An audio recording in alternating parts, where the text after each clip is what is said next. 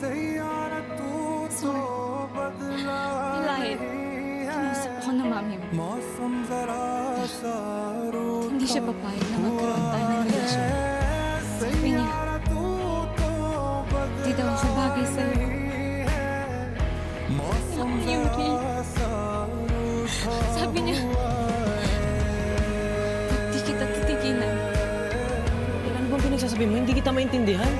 na ikaw ang totoong minahal ko at hindi si Kiefer. Bakit ngayon mo lang sinabi sa akin? Natakot ako.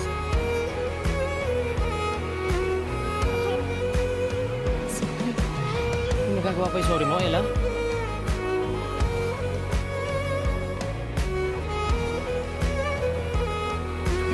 Di ba nakiusap ka sa akin? Ha? Humingi ka ng tulong para makaalis